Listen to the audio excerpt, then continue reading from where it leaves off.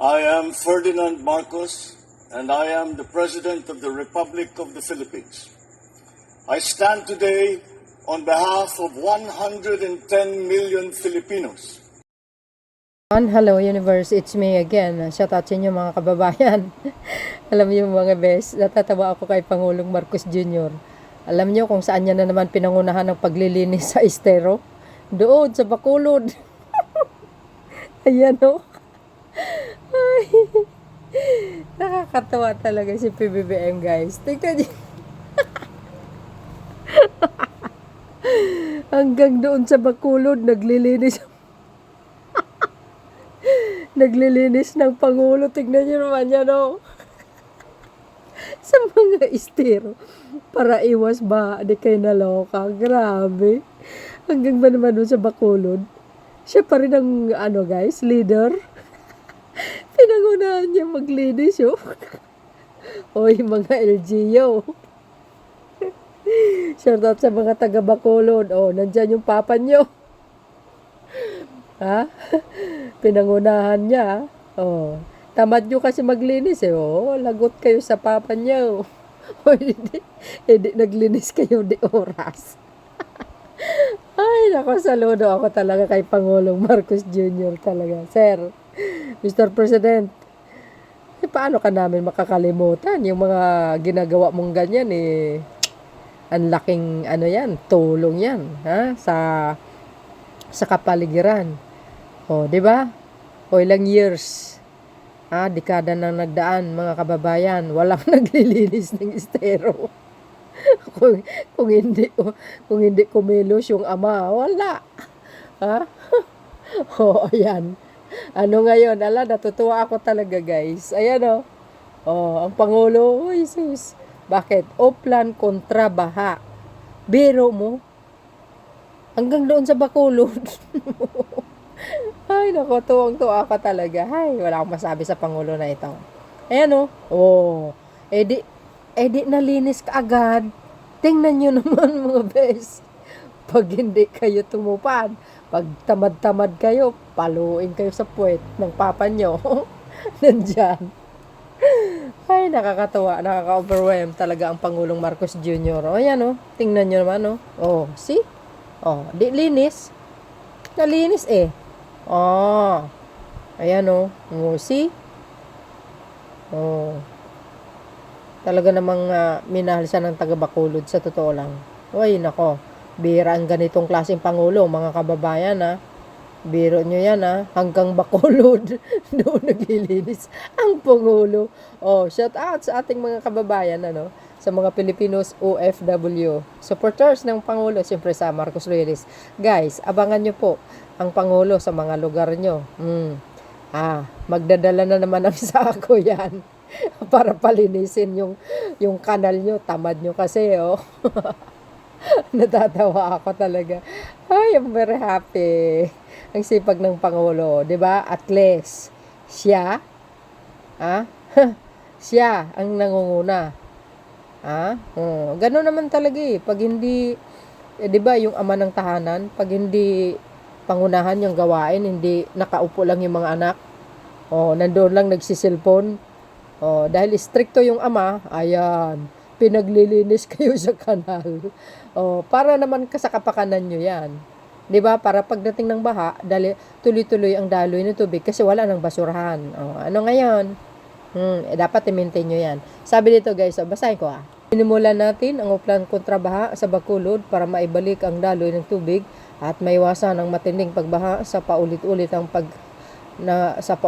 na nagpapahirap sa mga pamilya.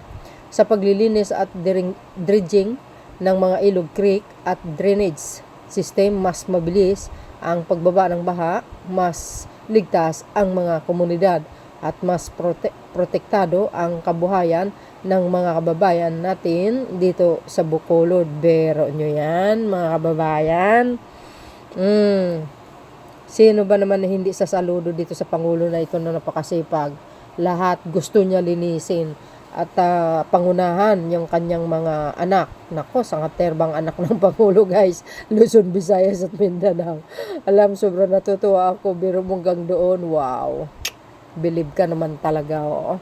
Eh, abangan nyo, Pangulo. Si Pangulong Marcos Jr., saan na naman maglilinis yan, ha? Abangan nyo ang Pangulo. Nakaw, lagot kayo, ha? Bawal tamad-tamad, eh.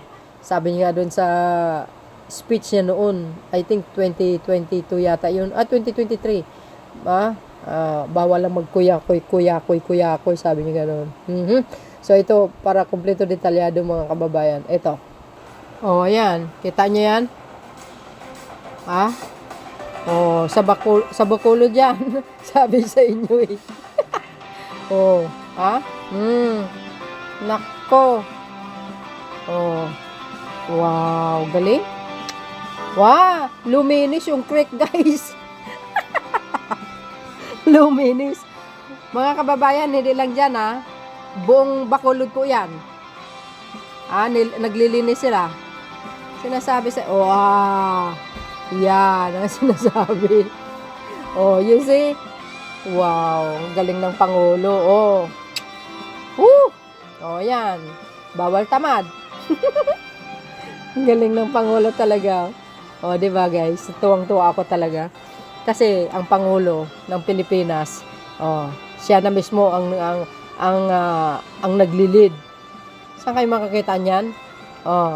Kasi sa isang tahanan pag yung ama, makita yung mga anak niya tamad-tamad, hindi mo rin maglinis. Yan ang resulta. Pinangunahan talaga. Mahal na mahal siya. Mga taga-Bacolod biro nyo. Wow. Luminis, guys. Luminis. Diba? Sabi sa inyo. Pag ganyan kasi malinis, diba? Maaliwala sa mata kaya. Anong masasabi nyo ngayon, Aber? Sabi sa inyo. Kaya, ulitin ko. Abangan nyo ang Pangulo, ha? Diyan sa mga lugar nyo. Magdadala na naman ng sako yan. Maglinis kayo, bawal tamad.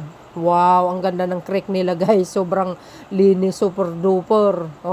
Paano hindi mo mamahalin itong Pangulo na ito? Sige nga. Ayan, pag tamad-tamad kayo, share mo na abutin nyo. Ay, saludo po kami sa iyo, Mr. President. Kailan kaya makita itong Pangulo, no?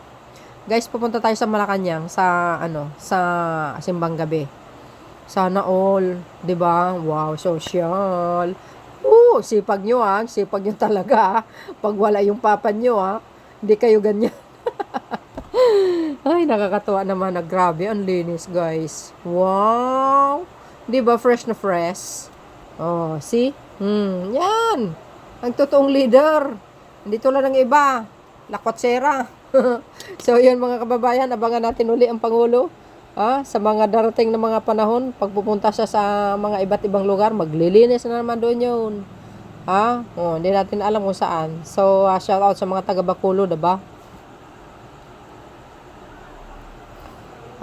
Shout out sa mga taga Bacolod. Ay, wow. Ang linis ng creek nyo. Thank you guys for watching. See you again on my next upload. Bye, and baboos. God bless Philippines.